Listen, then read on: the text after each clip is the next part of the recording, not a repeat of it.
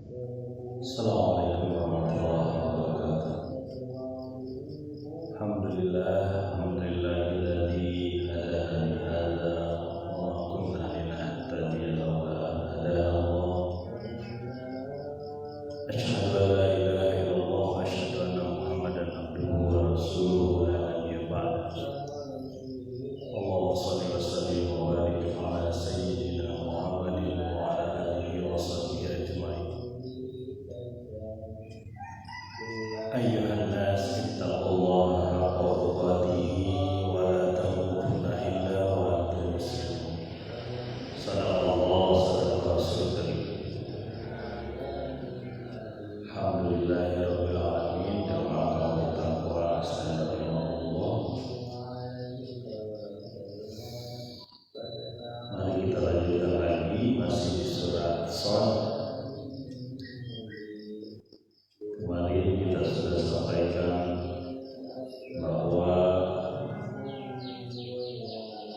Allah Subhanahu wa Ta'ala mengingatkan Nabi Muhammad SAW hanyalah penerima wahyu dan dia tidak diberi pengetahuan apapun kecuali yang diberikan Allah Subhanahu wa Ta'ala.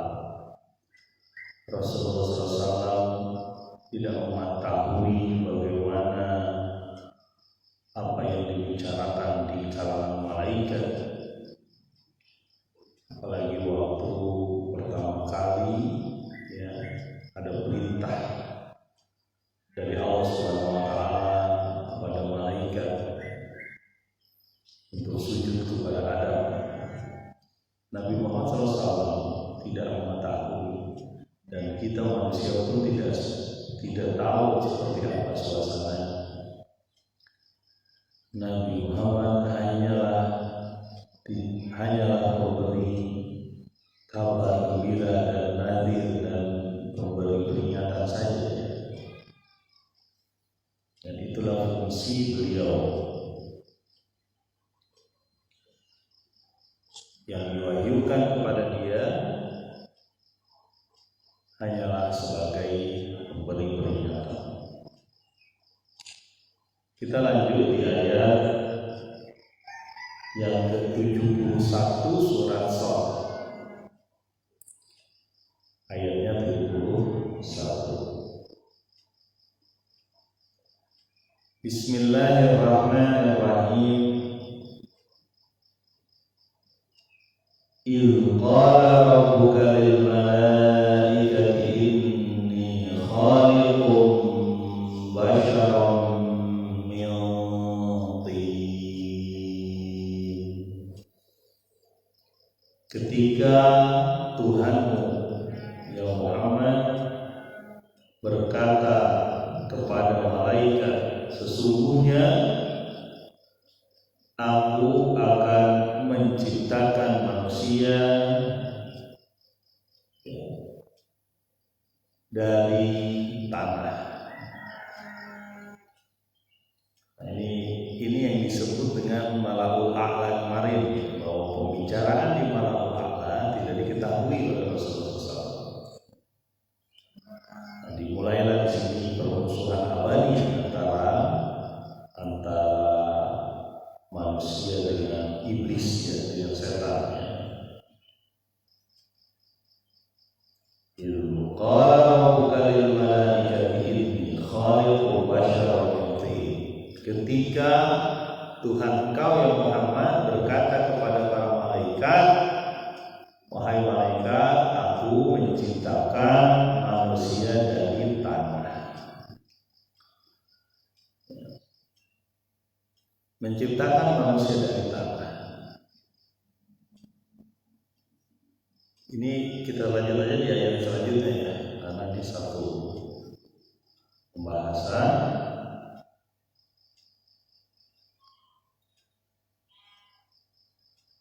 Fa idza sawaituhu wa nafakhtu fihi min ruhi faqa'u lahu sajidin. Dan ketika sudah aku sempurnakan penciptaannya dan aku tiupkan ruh dariku, maka tersungkurlah kamu semua dengan bersujud. Ini satu pembahasan bahwa di Mala'ul A'la waktu itu Allah berfirman kepada para malaikat bahwa manusia diciptakan itu dari tanah. Ya. Kemudian ketika sudah disempurnakan penciptaannya, ditiupkan ruh dari Allah. Ya.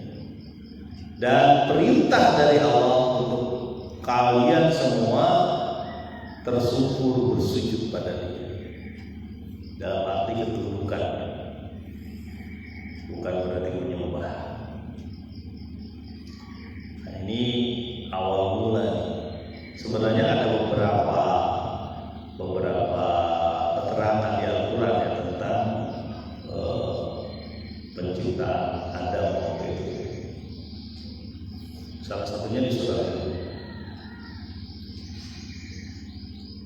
Sekarang kita berhadapan dengan manusia yang tercipta dari tanah. Unsur-unsurnya itu dari tanah. Kemudian ditiup misteri dari ilahi ya. Satu hal yang misteri yaitu ruh. Ketika dicabut ruhnya, dia akan kembali kepada tanah. Dia akan terurai lagi. Sejak awal penciptaan tidak ada satu makhluk pun yang punya kekuatan ini. Kekuatan meningkatkan ruhnya, termasuk meningkatkan akal, cuma manusia. Meningkatkan akal, dia bisa menciptakan banyak hal yang gak bisa terjadi di makhluk lain. Begitupun meningkatkan ruh. Ketika dia tidak paham di satu permasalahan, mungkin tidak terlihat pada indera, tidak terlihat pada rasa, dia menciptakan sesuatu atau memikirkan sesuatu ke depan berdasarkan hal yang lalu. Itu manusia. Mungkin saja pada saat penciptaan sudah ada makhluk-makhluk lain, tapi manusia ini unik. Ada ruh yang Allah berikan kepada manusia dan akan menggerakkan daging, darah, tulangnya. Tidak akan terjadi pada manusia yang mati, yang tidak ada ruhnya. Manusia tercipta dari tanah, dari bumi. Unsur-unsurnya itu ada dalam tanah. Ketika misteri ilahi ruh ini datang, dimasukkan ke dalam manusia, berbeda sekali bentuknya. Tidak cuma bentuk, juga ada upaya-upaya yang berbeda.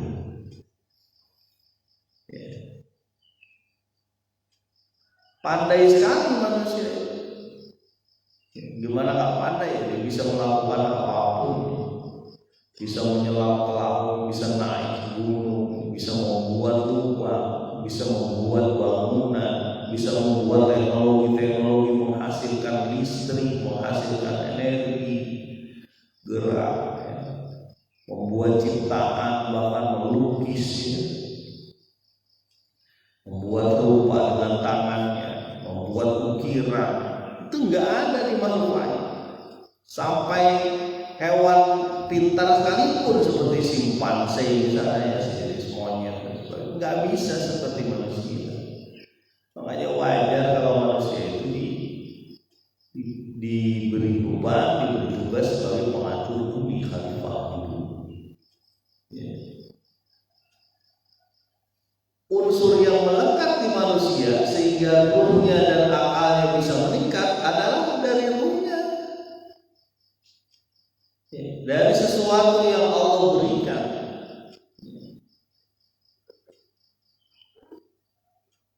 sawaituhu wa nafakhtu fihi min ruhi, setelah aku sempurnakan penciptaanku, ya, penciptaan dia, lalu ditiupkan ruh dari. Dan yas'alunaka 'anir ruh qulir ruh min amri rabbih. Mereka bertanya kepada engkau ya Muhammad dalam satu ayat yang berbeda tentang ruh. Katakanlah bahwa ruh itu urusan Tuhanku. Kita tidak mengetahui apapun kecuali sedikit yang diberitahukan kepada Allah. Tapi ruh itu punya makanan. Apa makanannya? Ingat kepada Allah. Beribadah meningkatkan ruh.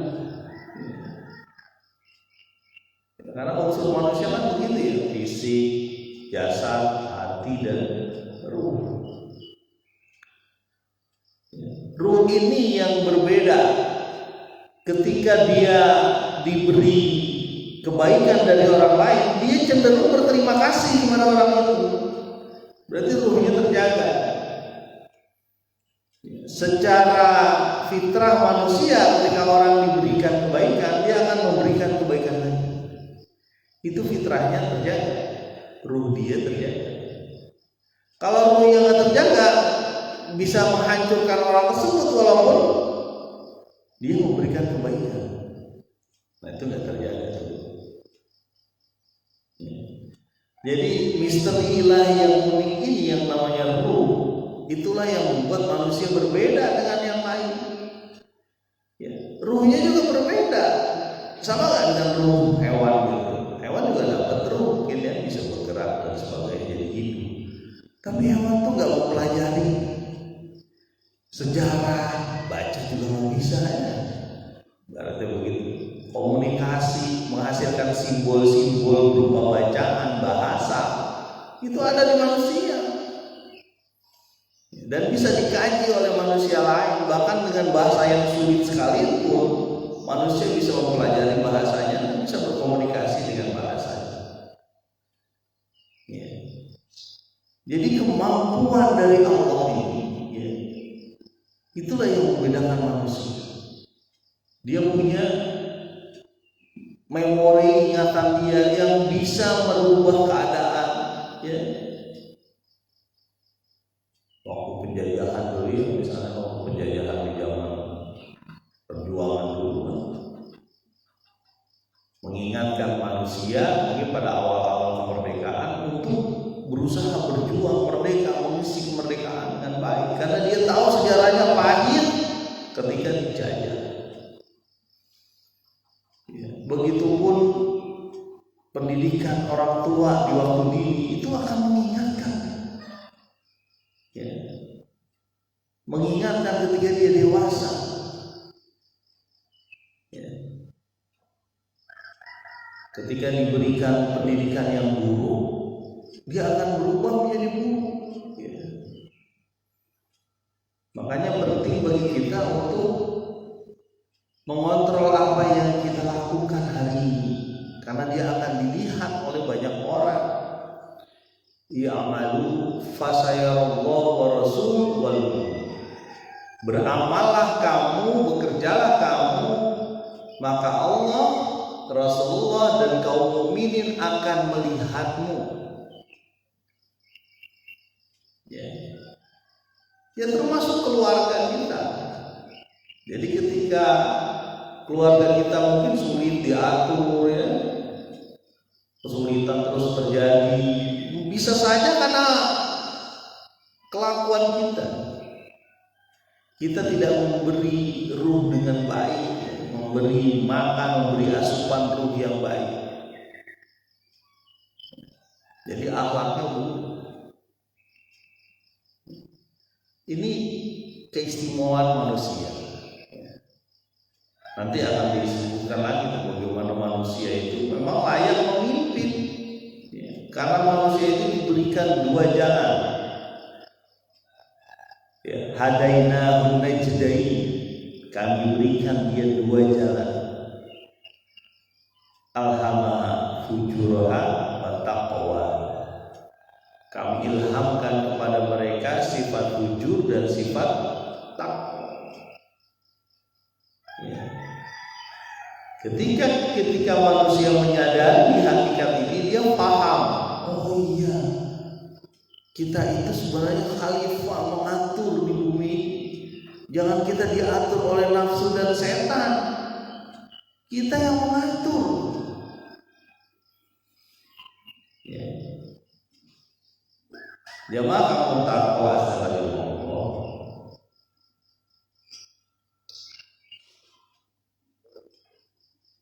Terbuat dari tanah juga ya nanti menjadi alasan nih bagi iblis ya, untuk menolak. Fa idza sawaituhu wa nafakhtu fihi min ruhi fa qawlu sajidin. Perintah dari Allah untuk tersungkur bersujud kepada manusia ini, manusia pertama Adam. Ya, ada perintah dari Allah. Allah punya hikmah ketika menciptakan manusia. Ya. Kalau dipikir tanah, nggak ada apa-apanya tanah, apa fungsinya? Pak, emang manusia unsurnya dari tanah? Iyalah, manusia 70% aja air. Ya, belum mineral semuanya ada di tanah. Ya. Ketika berbentuk manusia diberikan ruh sangat jauh berbeda. Ya. Dan itu menjadi potensi manusia.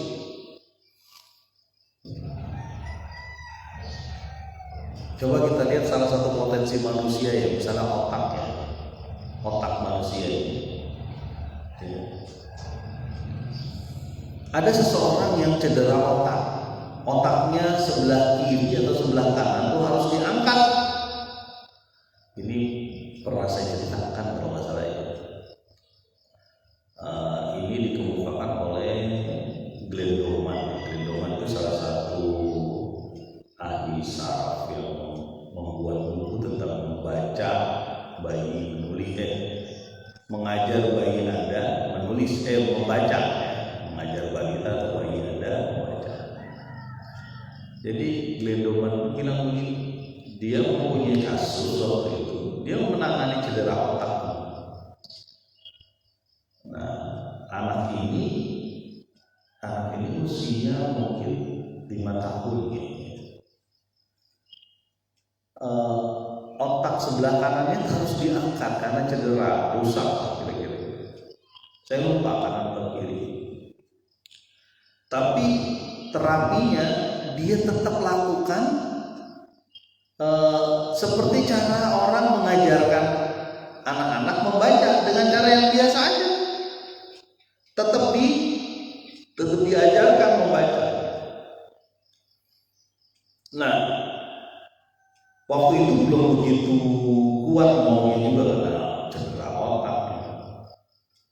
Tapi terus diajarkan membaca. Ada metode namanya metode Glenn Doman. Nah, setelah berapa lama diajarkan baca, kelihatan sudah mulai mengerti walaupun mulutnya nggak terlalu kuat ya, untuk mengucapkannya. Dia mengerti tapi tidak terlalu kuat mengucapkannya. Dia dikasih satu bacaan buku itu yang ada tulisannya di bacaan itu, walaupun dia mungkin ngegerendeng ngomongnya, bahwa cerita tentang seorang ayah yang perutnya gendut. Langsung pada megang nih teman-teman yang perutnya agak maju sedikit. PNS perut nongol sedetik ya, kira-kira. Lalu dia tertawa, tersenyum sembari ini gitu. Padahal di situ nggak ada gambar ayah yang gendut, nggak ada. Ya. Ternyata orang dengan cedera otak, satu bagian otaknya itu diangkat, dia bisa membaca secara normal, bahkan mempunyai reaksi. Itu kemampuan otak manusia. Makanya jangan pernah berpikir anak saya mau bego, anak saya mau tolong, nggak ngerti apa. Bukan nggak ngerti apa-apa, kita saja belum bisa merangsang dia untuk mengerti. Ya, anak ada yang 2-3 kali nggak naik kelas, emang dia mau bakalan bodoh terus? Nggak bisa sebagian otaknya jadi angkat, kopong ibaratnya ini, bolong nih otaknya, diangkat oleh dokter, tapi masih bisa membaca dengan baik. Ya, mulai dengan gerakan merangkak dan sebagainya sampai bisa. Artinya Allah tetap beri kemampuan itu. Dan memang kalau dari sisi otak, salah satu organ tubuh manusia yang semua rata-rata manusia sama 1,5 liter, ya kira-kira segayung lebih dikit lah ya, 1 gayung 2 gelas kira-kira nih otak kita nih manusia ketika dewasa itu sama aja. Dan sebenarnya mereka bisa hebat. Tambah lagi dengan fungsi-fungsi lain yang luar biasa. Ya, ada paru, ada jantung, ada hati, ya, ada mungkin usus halus yang demikian luar biasa. Ya. Kemampuan menyembuhkan luka juga luar biasa tuh manusia. Ya. Apa namanya, ketika robek ininya lama-lama dia ketutup sendiri sebenarnya. Kemampuan menyembuhkan luka, termasuk kemampuan melupakan rasa sakit. Contohnya ibu kita. Ini yang ibu-ibu mungkin merasakan, kita laki-laki ngeraba-raba aja gimana rasanya ya ketika dia melahirkan kita. Ya. Hidup mati kan melahirkan, kecuali di sesar ya beda. Dia ngeden, dia ini, dia sakitnya luar biasa gitu.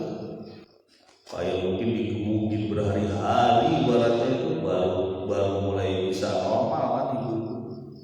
Tapi ketika dia melihat kita lahir, senyum yang ada, dia mungkin menangis bahagia. Setelah itu dia lupa ibaratnya dengan sakit. Punya adik kita lagi, ada adik kita gitu. Kemampuan melupakan itu juga kemampuan yang hebat. Jadi saya nggak mampu Pak melupakan mantan saya. Udah nggak usah mikirin, namanya mantan udah selesai. Lagi pulang ngapain? Kalau mau dinikahin, kadang-kadang kan begitu. Lumpuhkanlah ingatanku gitu kan. Ingatan selalu dilumpuhkan. Astagfirullah, janganlah.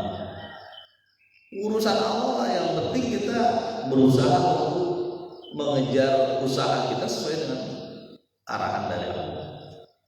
Ini keunikan manusia. Dan keunikan manusia itu tidak terjadi ketika tidak ada ruh dia.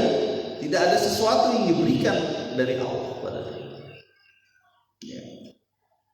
Kalau kita lihat ya, beberapa budaya itu ada yang membuat mayat itu tidak dikubur ya. Ada yang ditaruh di tebing-tebing gitu. Ya.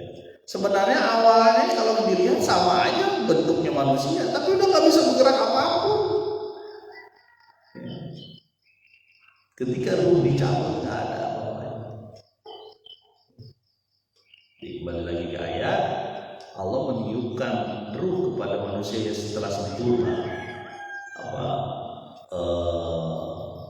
penciptaannya. Ya. Lalu ada perintah dari Allah kepada malaikat pada saat itu untuk bersyukur dan sujud kepada Adam. Nah, apa hasilnya? Mudah-mudahan kita lanjutkan lagi. Subhanallah wa bihamdika, asyhadu an la ilaha illa anta, astaghfiruka wa atubu ilaik. Assalamualaikum warahmatullahi wabarakatuh.